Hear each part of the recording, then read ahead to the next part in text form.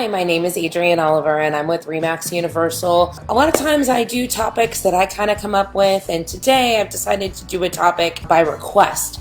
So I have had a run of protests and IFile appraisal issues with Harris County specifically lately. So I wanted to try to address this and give y'all insight into how to do this. So usually the deadline is May 15th for the filing deadline for the property protest. I had two clients, one that bought their property in March and the protest wasn't done. We bought the property for significantly less than what it was evaluated for. This saves thousands of dollars a year. So it's very important for any homeowners to make sure that they know what their taxes are and how to fight them. So they have an iFile process, which is fairly easy, but they have to notify you. So I know for my houses, that's what I do. I do everything online. I do an iFile. It's very easy, very quick, very simple. But basically, when you're doing it, you go to www.hcad.org/iFile for the quickest and most convenient way to protest. The value notices have two unique numbers printed in them, and then you make sure that you're filing the correct tax year, and you fill the online form out, and you click Submit My Protest button.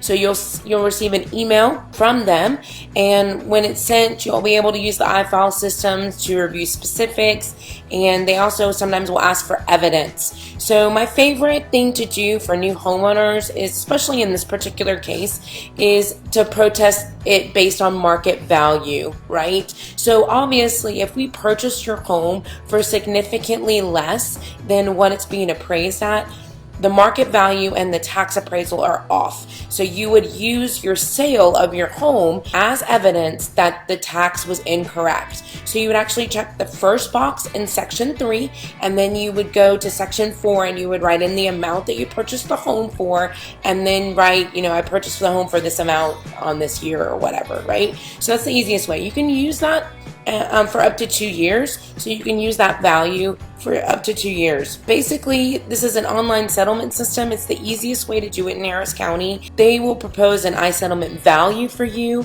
and then if the homeowner accepts a value, the protest is complete.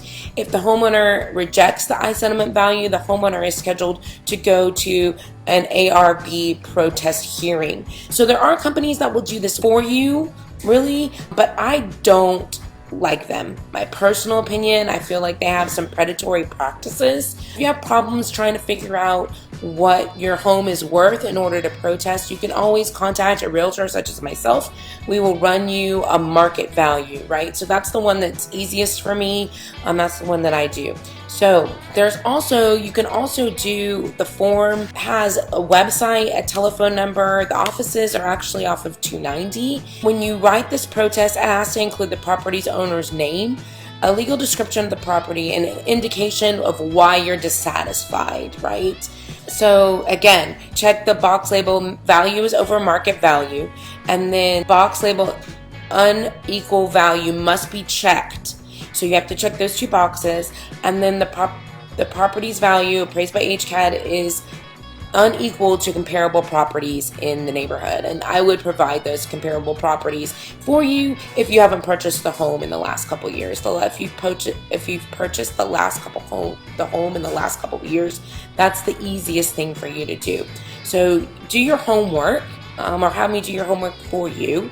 You need to look at different information. So you can get that. You can also verify the measurements of your home and your lot are correct, because if that's off, they can also assess your value incorrectly. So sometimes they'll measure like the garage, and they'll count that as square footage. Square footage doesn't count in the garage. That's an air-conditioned space. So sometimes they'll count that because they can't see, or they'll count the patio because they can't see. I actually had an issue with that, and I had a buyer walk away from a home and a seller get upset because the appraisal value was incorrect because they were counting the large covered back porch as air-conditioned square foot, which is not correct, right? So your tax value and your MLS square footage were different. So if you have to go to a hearing, there's 4 copies of the following items to bring to the hearing: your closing statement if the property was purchased in the last year, or an appraisal report for the property;